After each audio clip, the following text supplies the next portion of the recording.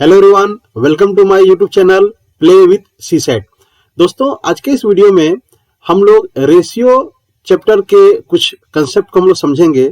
दोस्तों, रेशियो एक ऐसा चैप्टर है, यदि इसका कंसेप्ट आपके पास बेहतर रहा तो न सिर्फ इससे आप रेशियो के क्वेश्चन को आप डील कर पाएंगे, बल्कि इस कंसेप्ट पे आप partnership, age, average, mixture, profit loss, percentage, time and work, pipe cistern, simple interest, compound interest, discount, बहुत सारे चैप्टर्स को आप रेशियो कंसेप्ट पे आप तोड़ सकते हैं। आप उन सारे प्रश्नों को आप सॉल्व कर सकते हैं। तो आज के इस वीडियो में हम लोग सबसे पहले रेशियो के कुछ कंसेप्ट को सीखते हैं। तो चलिए let's start play with CSAT. दोस्तों, रेशियो क्या होता है? Ratio is the comparison between two और मोर डाटाज।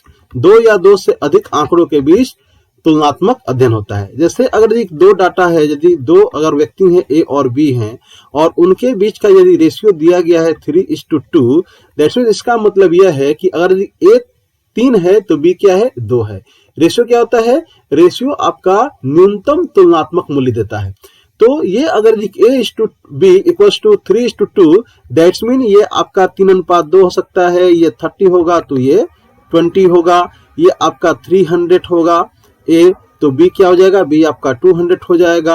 ए यदि 60 होगा तो बी क्या होगा? बी आपका 40 होगा। और चूंकि मिनिमम कंपैरेटिव वैल्यू है, तो जब आप इसको मिनिमम फॉर्म में लाएंगे तो ये सारा का सारा क्या हो जाएगा? आपको 3:2 के रेशियो में कन्वर्ट हो जाएगा।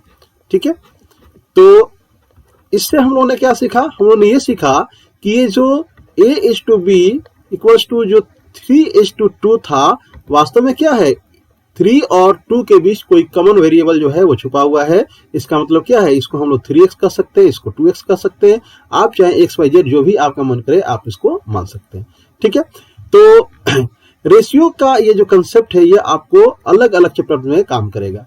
रेशियो को अरेंज कैसे करते हैं, आइए उसको हम लोग सीखते हैं। ठीक है, तो ये आपका क्वेश्चन है कि if x/y = 2:3 and y/z = 2:1, then find the value of x/y/z। यदि x और y का अनुपात 2:3 है, y और z अनुपात 2:1 है, तो x अनुपात y अनुपात z का मान बताएं।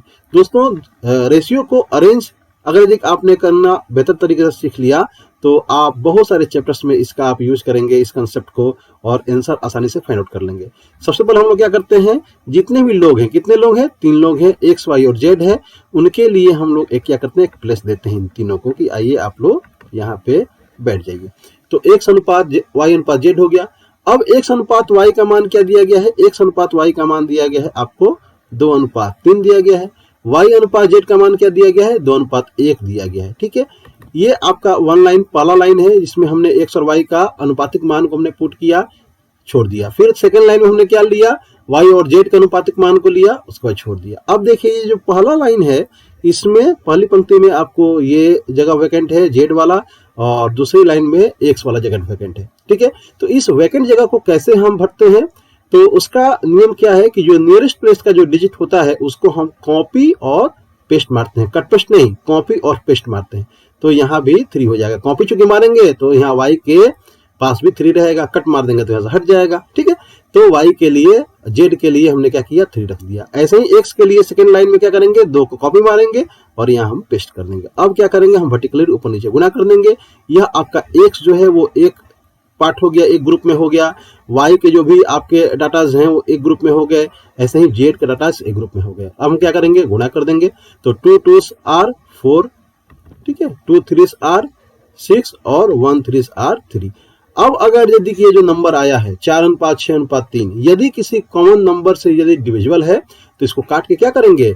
छोटा कर लेंगे। और अगर ये नहीं कट रहा है किसी कॉमन नंबर से, तीनों अंक, तीनों नंबर आपके डिविजन होने चाहिए। ऐसा नहीं कि सिर्फ 1 या 2 कट रहा है तो हम काट, नहीं, तीनों के तीनों जितने भी नंबर दिए गए हैं, चाहे वो 2 हो, 3 हो, 4 हो, सारे के सारे नंबर अगर किसी कॉमन नंबर से डिविजिबल हैं तो हम डिवाइड करके छोटा कर लेंगे, नहीं तो उसको एज इट इज रहने देंगे और यही हमारा क्या हो जाएगा? आंसर हो जाएगा। ठीक है, आइए ऐसे ही देखते हैं दूसरे प्रश्न को। दूसरा प्रश्न क्या कह रहा है कि if A/B = 3:4 and B/C = 1:2, then find the value of A/B/C। यदि A अनुपात B का मान 3:4 है, बी अनुपात सी का मान 1:2 है, तो ए बी सी का मान बताएं। क्या करेंगे? सबसे पहले जो तीन लोग दिए गए हैं ए बी और सी, उनको हम इन्हें एक प्लेस दे दिया।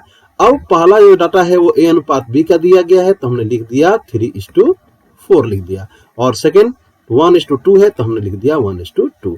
अब ये जो जगह जो आपका वैकेंट, एक जगह ये, दूसरा आपका नीचे वाली लाइन में ये जगह वैकेंट, हमने क्या किया? 4 को कॉपी किया और यहाँ पे पेस्ट कर दिया। ऐसे ही हमने 1 को कॉपी किया, यहाँ पेस्ट कर दिया। अब क्या करेंगे? ऊपर नीचे हम मल्टीपल कर देंगे, तो 1 3 आर क्या होता है? 3 होता है, 1 4 आर क्या होता है? 4 होता है, और 2 4 आज क्या होता है? 8 होता है। अब क्या किसी कॉमन नंबर से ये तीनों नंबर डिविजिबल है? नहीं है, तो इसको क्या करेंगे? इसको हम एज इट इज छोड़ देंगे। यही हमारा क्या हो जाएगा? यही हमारा आंसर हो जाएगा। ठीक है, तीसरा प्रश्न। अब क्वेश्चन कर रहा है कि divide ₹450 among A B and C such that A:B equals to 2:3 and B:C equals to 6:5 share of C is. Question है कि 450 रुपया है, जिसको ए बी और सी में ऐसे बांटना है कि ए और बी को जो हिस्सा मिलेगा उसका अनुपात 2:3 हो, और बी और सी को जो हिस्सा मिलेगा उसका अनुपात 6:5 हो। तो इसमें सी का हिस्सा क्या है? सबसे पहले हम लोग क्या करेंगे? कितने लोग हैं? 3 लोग हैं, तो 3 लोगों के लिए हमने क्या किया? 3 प्लेस हमने पुट कर दिया, ए बी सी कर दिया।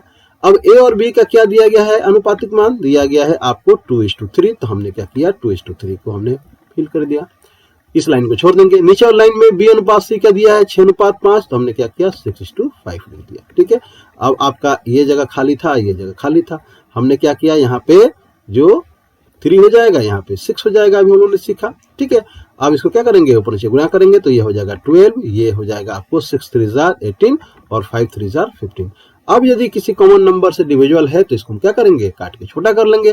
तो देखो 12 18 और 15 3 से क्या है? डिविजिबल है, तो इसको हम काटेंगे। 3 4 आर 12, 3 6 आर 18 और 3 5 आर 15, 5 आर 15। तो अब कहानी क्या हो गई? कहानी ये हो गई कि A:B:C का जो अनुपातिक वैल्यू का जो मान है, तुलनात्मक मान, वो क्या है? आपको 4:6 आपको 5 है, 4:6:5 है। दैट्स मीन अगर ए को 4 रुपीज मिल रहा है तो बी को 6 रुपीज मिलेगा, तो सी को 5 रुपीज मिलेगा। ठीक है, ए को यदि 4 रुपये मिल रहा है तो बी को 6 मिलेगा, सी को 5 मिलेगा। तो ओवरऑल कितने रुपए हो जाएंगे? अगर यदि ए को 4 रुपीज मिल रहा है, बी को 6 रुपीज और सी को 5 रुपीज, तो इन तीनों के जो हिस्से हैं उनका जो एडिशन होगा कितना हो जाएगा? 15 हो जाएगा। लेकिन क्वेश्चन कह रहा है कि नहीं साहब, ये 15 नहीं है, ये कितना है? ये आपका है 450 है। ठीक है, तो 450 है, तो ये 15 नहीं 450 है। कितना गुना अधिक है? तो ये देखिए, ये आपका 30 गुना अधिक है ना। 15 3 आर 45 यानी कि 30 टाइम्स अधिक है। तो रेशियो का नियम क्या कहता है कि रेशियो का एक पार्ट जितना गुना अधिक, रेशियो का बाकी पार्ट भी उतना गुना अधिक। तो ए भी कितना हो जाएगा? ए भी आपका 30 गुना अधिक हो जाएगा। बी भी कितना गुना अधिक हो जाएगा? बी भी आपका 30 गुना अधिक हो जाएगा। और सी भी क्या होगा? सी भी आपका 30 टाइम्स अधिक हो जाएगा।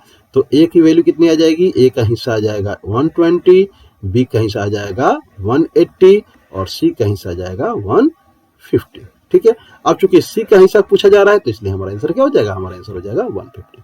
अब देखो 120, 180 और 150 को जब आप जोड़ोगे तो ये कितना आ जाएगा? ये आ जाएगा आपका 450।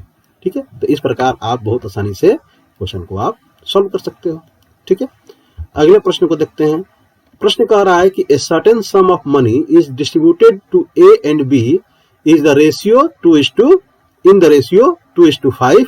If A received ₹100, then the money received by B is what?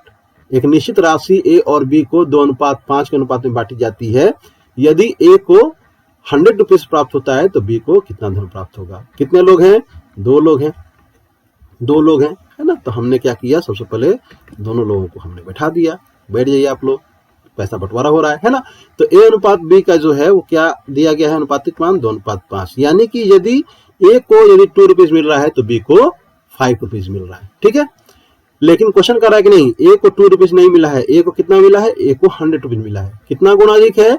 तो 50 टाइम्स अधिक है। तो रेशियो के नियम के अनुसार बी को भी 50 गुना अधिक रुपया मिलेगा, यानी कि ये हो जाएगा 250, है ना, 250। तो आंसर इज 250 रुपीज बी को प्राप्त होगा। ठीक है, अब देखो ये क्वेश्चन क्या कर रहा है कि how much will less etch terms of 70:19 that it will be 5:7। 17:19 का प्रत्येक पद कितना कम होगा कि यह 5:7 होगा। देखो दोस्तों इसको हम लोग दो तरीके से बना सकते हैं। पहला तरीका ये आपका 17 है, ठीक है, 17/19 है।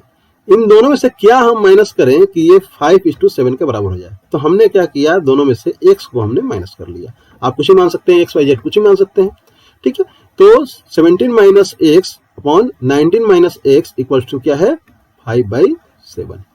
अब क्रॉस मल्टीप्लिकेशन तो आपने पढ़ा होगा, क्रॉस मल्टीप्लिकेशन करेंगे तो ये क्या हो जाएगा, ये हो जाएगा 7 into 17 minus X equals to 5 into 19 minus X, ठीक है, 19 माइनस एक्स। अब आप मल्टीपल करेंगे तो ये कितना हो जाएगा, ये हो जाएगा 119 minus 7x equals to 95 minus 5x, ठीक है। अब x वाले को एक तरफ और जो नंबर न्यूमेरिक वैल्यू है उसको एक तरफ करेंगे तो ये कितना हो जाएगा, ये हो जाएगा आपको 7x minus 5x equals to 119 minus 95, ठीक है, 95 ये 195, ठीक है। तो 2x इक्वल्स टू क्या हो जाएगा, 2x इक्वल टू हो जाएगा आपको 24 हो जाएगा। तो x की वैल्यू कितनी आएगी, x की वैल्यू आ जाएगी 24/2 यानी कि 12 आ जाएगा, ठीक है। यानी कि हम अगर 17 में से भी, यदि हमने 17 में से भी अगर 12 को 12 को माइनस कर दिया और 19 में से भी अगर हमने 12 को माइनस कर दिया तो इसमें से कितना होगा, ये हो जाएगा 5, ये हो जाएगा 7। देख रहे हैं आ गया ना ये, ठीक है। यानी कि आंसर क्या हो जाएगा, आंसर हो जाएगा हमारा 12। तो चाहे तो आप इतने लंबे तरीके से आप बना सकते हैं, या आप कैसे बना सकते हैं, जो पहला जो आपका जो वैल्यू दिया गया है रेशियो का, वो दिया गया है 17:19। जब डिक्रीमेंट हो रहा है दोनों में से सेम वैल्यू तो ये हो जा रहा है 5:7, ठीक है।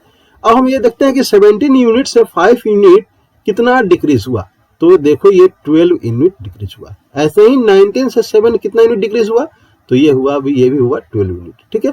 तो ये भी आपको 12 यूनिट डिक्रीज हो रहा है और ये भी 12 यूनिट डिक्रीज हो रहा है, इसलिए आंसर क्या हो जाएगा, आंसर हो जाएगा आपका 12। तो या तो आप ऐसे कर ले बिना पेन पेंसिल की सहायता से, या आप ऐसे कर सकते हैं। दोनों तरीका जो है वो आपका आंसर फाइंड आउट कर देगा, ठीक है। तो ये आपका रेशियो का एक छोटा सा कंसेप्ट रहा इस वीडियो में, और इस कंसेप्ट से आप बहुत सारे क्वेश्चन को आप सॉल्व कर सकते हैं। तो आप अगर अधिक बेसिक न्यूमेरिक्स के चैप्टर्स को देखेंगे, रेशियो के चैप्टर्स को देखेंगे, या और भी बहुत सारे चैप्टर्स देखेंगे, तो ये जो छोटा सा कंसेप्ट है ये आपको बहुत सारे क्वेश्चन को सॉल्व करने में आपको सहायता करेगा। तो उम्मीद है कि आपको ये वीडियो पसंद आया होगा। यदि कोई डाउट हो, कोई क्वेरीज हो, तो आप मुझे 9015726593 नंबर पे कॉल कर सकते हैं। ये मेरा व्हाट्सएप नंबर है, इस पर चाहे तो आप मुझे मैसेज कर सकते हैं। दोस्तों ऑनलाइन सीसेट की एक बैच आपको 5 फरवरी 2023 है ना, 5 फरवरी 2023 से शुरू की जा रही है।